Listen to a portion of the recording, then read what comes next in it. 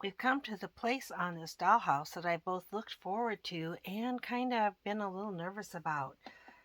You may recall when I purchased these, it was last summer, so it's been a few months. These pieces, when I got them out of the box, they were bent in half, and they were done that way by the seller in order to fit them in the box. Now, she had not disclosed that to me, so I was a little, concerned when I got them out of the box, but I'm not afraid to try to bend them back. I wish it wouldn't have been. I wish she'd have picked a size box where they didn't have to be bent like that. But now we're ready to try to straighten those out. So this has got to be at right angles. So my goal is to make this a nice sharp right angle bend along here without breaking it or damaging the piece. And I need to do that with both of these. Now, in order to do that, I'm going to put them here on the front edge of my table and use my wooden pieces of hardwood floor underneath it so it can be braced. And then I'll probably put the other piece of hardwood floor on the top so I can bend it down nice and flat. And I don't know if I can position my camera to see that or not. We'll give it a try. But I'm going to try to open it up as far as I can, put it here on the corner edge of my table and pound it out straight using my hard rubber hammer. Now this looks like metal, but it is hard rubber. Let's see how it goes.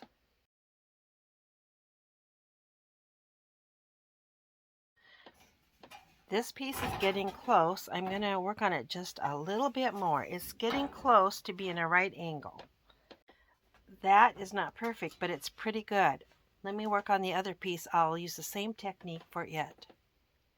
Now it's not quite as big, so maybe it'll be just a little bit easier to work with.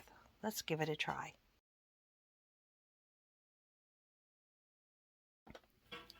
That looks pretty good. I think I'm happy with that.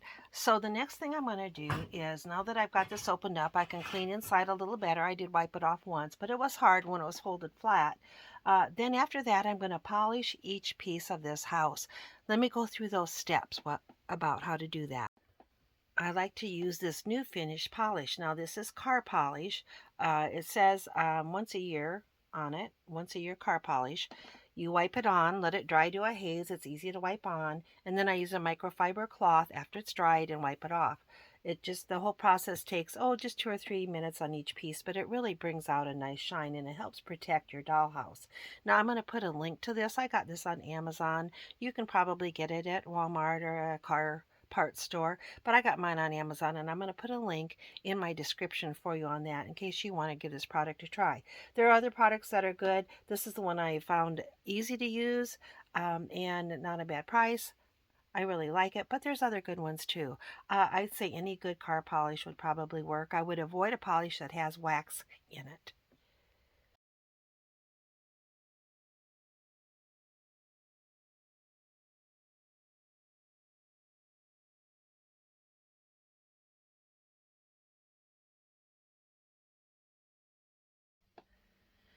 I've applied polish to all of the pieces now, and these first ones I did have dried to a haze. So let's wipe that off and see how much shine we can get out of this beauty.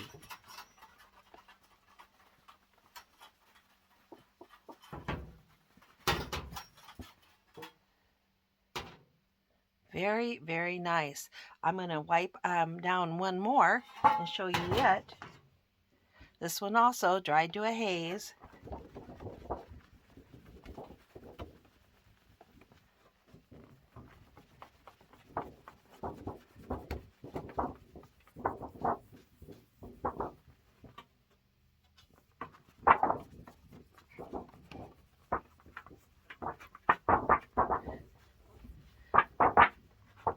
Now, you noticed I did the front and back of every single piece, and that gives this backup protection, as well as it'll give it just a little more cleaning if it by chance needs it. That's why I do it. Even if it doesn't show, I do the front and back of every piece.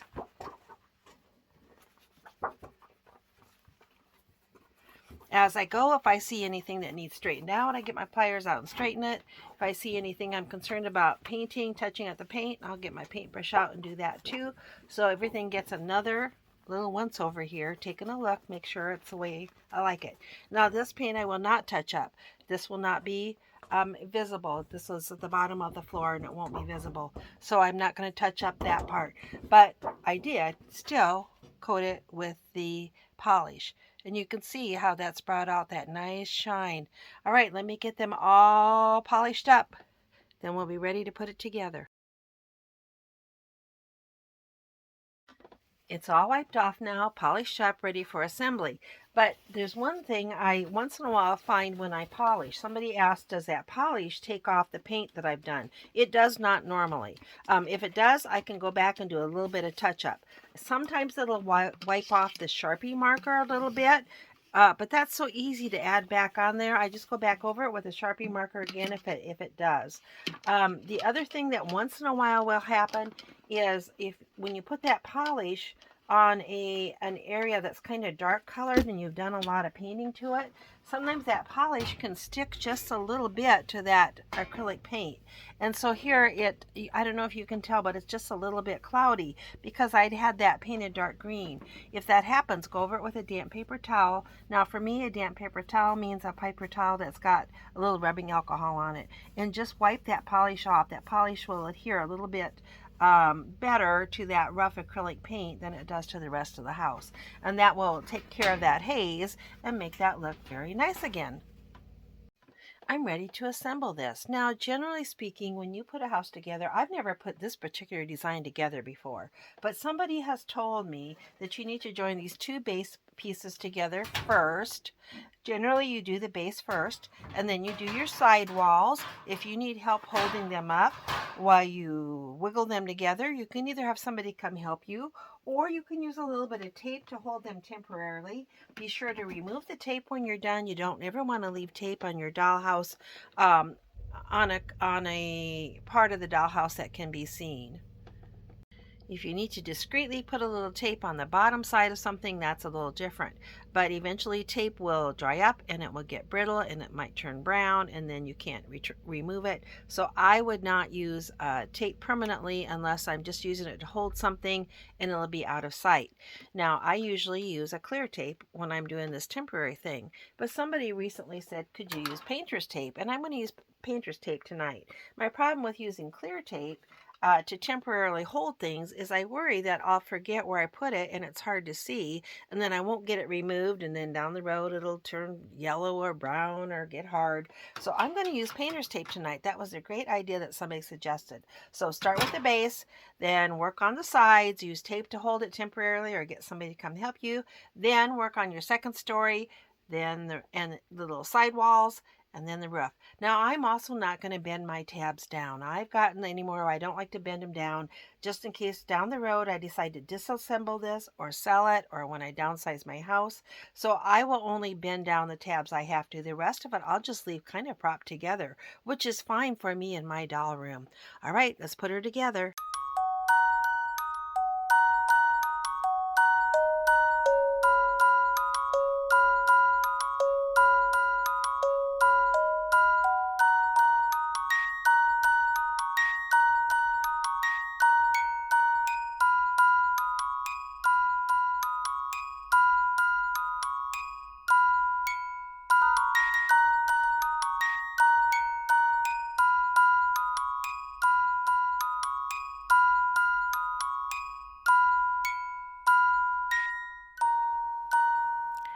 All right, dear friends, I have it completed. It is all put together and it looks very, very good.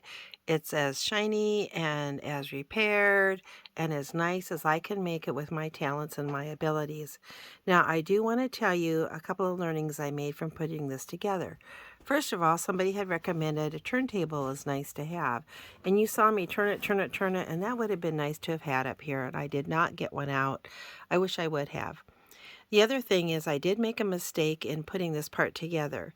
I could not recall exactly what my friends had told me about it, but I'm going to tell you what you're supposed to do.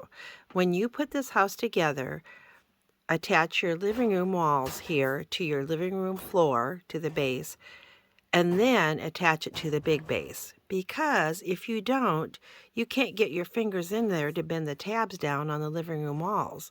Because I attached this to this and then put the walls on. Well, that worked fine for me because I don't like to bend all my tabs down anyway. But if you want to bend all your tabs down, attach the walls to the living room floor and then the living room floor to the big base. That's my advice. Worked fine for me. The roofs are nearly identical. The smaller roof goes over here over the living room, and the bigger piece folds the other way and it goes up over here over the master bedroom and the bathroom. You can tell also because the slots for the chimney are here, and on this roof there are slots for that bathroom wall up on the roof. So that's another way you can tell. But the bigger one is the one that goes up high and it goes the other way, peaks this way, and then this one peaks the other way. Otherwise, it is done and it is beautiful. Now, I believe I have the steps in the door to this house, so I'm going to get those out. I'm going to put those on, and you can stay tuned for a screenshot of what it looks like done. Otherwise, I'm going to take it downstairs and take some pictures of it in a brighter light downstairs. I have a lot better lighting in my dining room on the dining room table. So check back for that too. And thanks so much for joining me. Remember, you have a friend here in Iowa always, and a lot of friends in our Dollhouse groups. So I hope you will join us. Thank you. Oh, and please subscribe to my channel.